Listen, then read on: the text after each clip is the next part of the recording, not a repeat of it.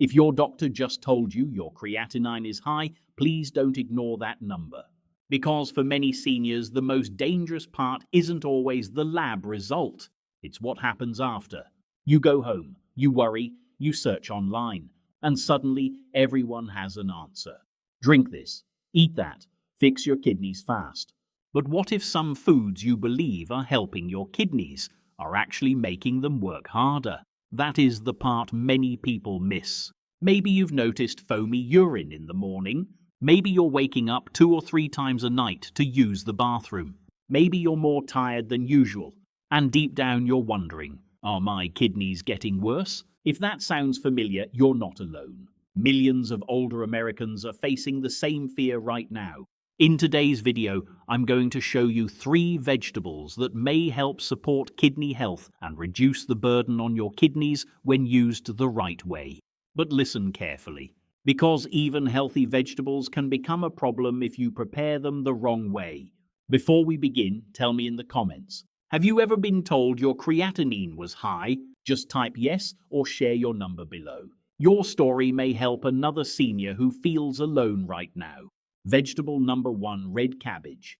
The first vegetable on our list is one that almost nobody talks about when it comes to kidney health. And that right there is a problem, because red cabbage may be one of the most kidney-friendly creatinine-supporting vegetables available in any grocery store in America, and it costs almost nothing. Let me explain what creatinine actually is first, because I want you to understand the reason behind everything we are discussing today.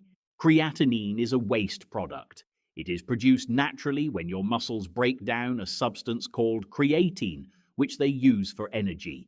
Your kidneys are responsible for filtering creatinine out of your blood and removing it through your urine. When your kidneys are working well, creatinine levels stay within a normal range, roughly 0.7 to 1.2 milligrams per deciliter for most adults. But when the kidneys begin to struggle, whether from chronic kidney disease, diabetes, high blood pressure, or other factors, they cannot filter as efficiently, and creatinine starts to build up in the blood. That rising number on your lab report is a signal. It is your kidneys telling you they need help. Now, red cabbage. Why is this vegetable so remarkable for kidney patients? There are 3 main reasons, and I want to walk through each one carefully. First, red cabbage is extremely low in potassium. This is critically important for anyone with chronic kidney disease, because damaged kidneys often struggle to remove excess potassium. High potassium in the blood, a condition called hyperkalemia, can cause muscle weakness, heart rhythm problems, and in severe cases, it can be life-threatening. Many vegetables that are otherwise healthy, like bananas, potatoes, and tomatoes, are loaded with potassium and can actually be harmful in the later stages of chronic kidney disease. Red cabbage contains only about 170 milligrams of potassium per half-cup serving. That is genuinely low. It is a vegetable you can eat without constantly worrying about your potassium level spiking. Second, red cabbage is low in phosphorus. This matters just as much. When kidneys start to decline, they also struggle to remove phosphorus from the blood. High phosphorus levels pull calcium out of your bones, over time weakening them.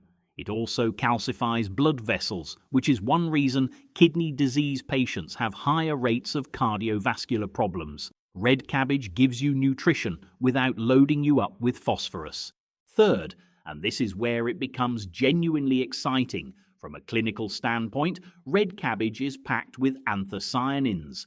These are the natural pigments that give it that deep purple-red color, and anthocyanins are powerful anti-inflammatory compounds. Research published in journals like the Journal of the American Society of Nephrology has shown that inflammation plays a central and ongoing role in the progression of chronic kidney disease. It is not just about filtration. It is about inflammation in the kidney tissue itself, accelerating damage over time. Anthocyanins help interrupt that inflammatory process. They do not fix what has already been lost, but they may help slow down further damage, and that matters enormously for your long-term trajectory. Now, here is the practical side. and the mistake I see patients make constantly. They steam red cabbage until it is completely soft and mushy. That is not ideal. When you overcook red cabbage, you significantly reduce its anthocyanin content. Heat breaks down these pigments. The best way to consume red cabbage for maximum benefit is either raw, shredded into a salad, or coleslaw, or lightly steamed. Just 2 to 4 minutes is enough, so it keeps its color and crunch. If the color turns from purple to blue-gray, you have overcooked it. That is your visual cue. I also want to mention something nobody talks about. Red cabbage is mildly alkalizing in the body. Some research suggests that managing the acid-base balance in the blood, something called metabolic acidosis, is important for kidney patients. Metabolic acidosis can actually accelerate the decline of kidney function. A diet rich in plant-based alkalizing foods like red cabbage may help buffer against this. The National Kidney Foundation has noted the importance of managing acidosis in patients with chronic kidney disease, and dietary approaches are a real evidence-based part of that strategy. One serving of red cabbage 3 to 4 times a week is a reasonable, realistic, and kidney-friendly goal. It is inexpensive, widely available, and extraordinarily versatile. You can put it in salads, wrap soups, or serve it as a side dish, and it is one of the cleanest vegetables you can eat if you are managing elevated creatinine. Vegetable number 2, cauliflower. The second vegetable on our list is cauliflower, and I know what some of you are thinking. Cauliflower, really, doctor? That is your big reveal. But stay with me, because the reason cauliflower belongs on this list goes much deeper than most people realize. And there is a specific preparation method that can dramatically multiply its benefits. Cauliflower has become trendy in recent years as a low-carbohydrate substitute for rice and mashed potatoes.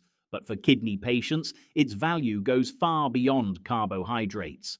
Let us talk about the 3 pillars of why cauliflower is exceptional for kidney support. First, like red cabbage, cauliflower is low in potassium and phosphorus. A half-cup serving of cooked cauliflower contains approximately 88 milligrams of potassium and only 22 milligrams of phosphorus. These numbers are among the lowest of any vegetable you can find, which is why the National Kidney Foundation specifically lists cauliflower as a kidney-friendly food in its dietary guidance for chronic kidney disease patients.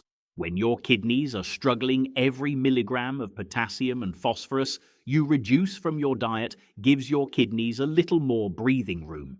Second, cauliflower contains a remarkable group of compounds called glucosinolates, which are broken down in the body into indoles and isothiocyanates. These compounds have been studied for their ability to reduce oxidative stress. And here is why oxidative stress matters specifically for your creatinine levels. Oxidative stress damages the tiny filtering units inside your kidneys called nephrons. Once a nephron is damaged beyond repair, it cannot regenerate. The kidneys are one of the few organs in the human body that cannot regenerate their functional units. So protecting your remaining nephrons from oxidative damage is not just helpful, it is foundational to any strategy for preserving kidney function. Third, and this is the point that very few people discuss, cauliflower is a significant source of choline AB vitamin-like nutrient. Emerging research suggests that choline plays a role in reducing urinary protein excretion. That is proteinuria, the foamy urine that many of you watching may be experiencing right now. Proteinuria is not just a symptom, it is an independent risk factor for kidney disease progression. High levels of protein in the urine mean the kidney filtration barrier is damaged and leaking. Studies published in Clinical Nutrition and related journals have explored how certain plant nutrients, including choline, may help support the integrity of that filtration barrier. The research is still early, but it is promising. And the fact that cauliflower delivers this alongside everything else makes it a standout. Now, the preparation method. Here is the mistake I want you to avoid. Many people boil cauliflower in large amounts of water and then discard that water. The problem is that boiling leaches out both potassium and beneficial phytochemicals into the water. The best methods for kidney patients are roasting it in the oven with a light drizzle of olive oil, or steaming it where the water does not directly contact the vegetable for extended periods. If you do boil it, drain it and discard the water. This actually helps leach out potassium, which can be beneficial if your levels are high. Ask your nephrologist or renal dietitian whether leaching is appropriate for you specifically. And I want to bring in a real patient experience here. I am not using real names to protect privacy, but this scenario represents what I see regularly. I had a patient, a 68-year-old gentleman from Tennessee, retired, managing stage 3 chronic kidney disease alongside type 2 diabetes. His creatinine was running around 1.9. He came to me frustrated because he was trying to eat healthy but kept making potassium-related mistakes. We worked with a renal dietitian and rebuilt his plate around vegetables like cauliflower and red cabbage. Over 6 months, with dietary changes, proper hydration, and medication management, his creatinine stabilized at 1.7, and he felt more energy than he had in years. Diet alone did not do it, but diet was absolutely part of the equation. That is the honest truth about how this works. 3 to 5 servings of cauliflower per week, prepared by roasting or steaming, is an excellent evidence-informed target for someone managing chronic kidney disease or elevated creatinine. Before we get to vegetable number 3, I want to be honest with you. Number 3 is the one that my patients always ask me the most follow-up questions about because it is genuinely surprising. I need to pause for just a moment and ask you a favor. If this information has been helpful to you, if you have learned something new, if you feel like this is the kind of medical content that is clear, honest, and respectful of your intelligence, please tap the like button right now. I mean it. That one simple action tells YouTube to share this video with more seniors who are sitting at home confused about their lab results, not knowing what to eat, and feeling afraid. Your like could genuinely reach someone who needs this information tonight. And if you have not subscribed yet, please do. We are working toward 100,000 subscribers, and every single one of those subscribers represents a person who has chosen to take their kidney health seriously. Join us, hit subscribe, and hit the bell so you do not miss our next video, where we are going to talk about the specific morning habits that accelerate kidney decline habits that your doctor may never have mentioned to you. And down in the comments, tell me which of these vegetables you already eat regularly and which one has surprised you the most so far. I genuinely want to hear from you. Let us keep going. Vegetable number 3, red bell pepper. Vegetable number 3 is the red bell pepper, and this one has a particularly interesting story because it is one of the most nutrient-dense vegetables you can eat. Yet it is low in almost everything that kidney patients need to restrict. When I describe it to my patients, I call it the precision vegetable. It gives you extraordinary nutritional value with minimal metabolic cost to the kidneys. Let me explain what I mean. Red bell peppers are extraordinarily high in vitamin C. One medium red bell pepper contains approximately 190 milligrams of vitamin C. That is more than double the daily recommended intake for adults. And before you worry about vitamin C and kidney stones, let me clarify something important that I constantly hear people misunderstand. The research on vitamin C and kidney stones applies primarily to very high-dose supplementation. We are talking about 1,000 milligrams or more from supplements.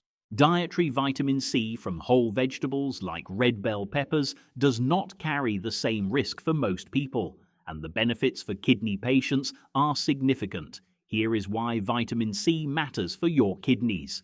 The kidneys are surrounded by and filled with blood vessels that are highly vulnerable to oxidative damage, which is damage caused by free radicals in the body. Vitamin C is one of the most potent water-soluble antioxidants in human nutrition. It neutralizes free radicals, protects endothelial cells, the cells lining your blood vessels, and supports the structural integrity of kidney tissue. A study published in Kidney International found that lower levels of vitamin C were associated with a greater prevalence of kidney dysfunction. While this was observational, the mechanistic rationale is well established. Oxidative stress is a driver of chronic kidney disease progression, and vitamin C directly counteracts oxidative stress. But here is the part that most people do not know about red bell peppers. They are also a source of lycopene, the same antioxidant found in tomatoes that has been studied for its protective effects on the cardiovascular system. Now, tomatoes are typically restricted in kidney diets because of their potassium content, but red bell peppers give you a lycopene boost with a much more kidney-friendly potassium load. A medium red bell pepper has about 250 milligrams of potassium compared to more than 400 milligrams in a medium tomato. That difference matters when you are managing your daily potassium budget. Red bell peppers are also virtually free of phosphorus in significant amounts, and they contain fiber that helps support gut microbiome health. This last point deserves more attention than it usually gets. Emerging research from institutions like the Cleveland Clinic has highlighted the gut-kidney axis, the relationship between gut bacteria composition and kidney health. When the gut microbiome is imbalanced, a condition called dysbiosis, certain bacteria produce uremic toxins like indoxyl sulfate and p-cressyl sulfate, which are absorbed into the bloodstream and further damage the kidneys. A diet rich in plant fiber, including fiber from vegetables like red bell peppers, helps feed beneficial gut bacteria and may reduce the production and absorption of these toxins. This is a relatively new frontier in nephrology, but it is a real one, and the National Kidney Foundation has begun incorporating gut health considerations into its research priorities. The preparation insight for red bell peppers is straightforward but often missed. Raw red bell peppers give you the highest vitamin C content because vitamin C is heat sensitive and breaks down with cooking. A simple chopped raw red bell pepper eaten as a snack with a little hummus or added raw to a salad is nutritionally superior to a roasted one if your primary goal is vitamin C delivery. If you prefer cooking them, use quick high-heat methods like sautéing for just 2 to 3 minutes rather than long, slow roasting so you preserve more of the nutrient content. Aim for half to 1 full red bell pepper per day. It is sweet enough that most people enjoy it, even those who are not big vegetable lovers. And unlike some of the other vegetables on this list, red bell peppers are genuinely palatable to most seniors, even those with changing taste preferences due to medications or age. Common mistakes, the preparation pitfalls that undo everything. Before I give you your final takeaway and close us out, I want to spend a few minutes on something that I believe is genuinely underserved in kidney health content online. We have talked about 3 incredible vegetables, but what I have not told you yet is how these vegetables and many others can actually cause harm if you are not careful about how you prepare and combine them. And I see patients make these mistakes regularly. The first and most common mistake is not understanding that healthy does not mean kidney safe in unlimited quantities. Spinach is an excellent example. It is widely promoted as a superfood, and nutritionally it is extraordinary, but it is also extraordinarily high in potassium and oxalate. For someone managing chronic kidney disease, eating large quantities of spinach daily could be genuinely harmful. The same logic applies to avocado, oranges, potatoes, and bananas. I am not saying these foods are evil. I am saying that in kidney nutrition, context and quantity are everything. The second mistake is relying on smoothies as a kidney health strategy. I see patients who have shifted entirely to blended green smoothies, thinking they are doing something wonderful for their kidneys. But a smoothie can concentrate the potassium and phosphorus of 4 or 5 different vegetables into one glass that you drink in minutes. The rate of potassium delivery matters. Whole vegetables eaten as food are metabolized more slowly and allow the body even impaired kidneys to process electrolytes more gradually. Smoothies remove the fiber structure and can spike potassium delivery in ways that solid foods do not. This is a nuanced point and not one you will commonly hear, but I believe it is clinically important. The third mistake is salt. I cannot stress this enough. Many of the vegetables we have discussed are incredibly low in sodium in their natural state, but the moment you add soy sauce, garlic salt, seasoned salt, or canned versions with added sodium, you undo much of the kidney benefit. Sodium causes your body to retain water, raises blood pressure, and directly stresses the kidney's filtering mechanisms. For kidney patients, the American Heart Association's general recommendation of 2,300 milligrams of sodium per day is typically still too high. Many nephrologists recommend 1,500 to 2,000 milligrams or less. Season your vegetables with herbs, fresh garlic, lemon juice, and pepper. Get creative with flavor without salt. The fourth mistake, and this one surprises people, is not drinking enough water. Some kidney patients, particularly those who experience nocturia, which means waking up at night to urinate, become afraid of drinking water. They think if I drink less, I will urinate less, and maybe I will sleep through the night. This is a very understandable instinct, but it is often counterproductive. Mild dehydration actually concentrates waste products in the blood, including creatinine, and makes the kidney's job harder. Adequate hydration, the appropriate amount for your specific stage of chronic kidney disease, which your doctor should help you determine, is part of the foundation of kidney health. Do not use nocturia as an excuse to underhydrate during the day. And the fifth mistake, I will end on this one, is doing all of this without your doctor's knowledge. The vegetables in this video are generally safe, evidence-supported, and beneficial. Thank you so much for watching all the way to the end. And don't forget to like this video, share it with someone who needs it, and subscribe to Health Tips 60+ for more science-backed tips to stay strong and independent after 60. Remember, this aging doesn't have to mean getting weaker. With the right daily habits, you can wake up every morning feeling stronger. The choice is yours. Have a blessed day, and as always, breathe easy, my friend.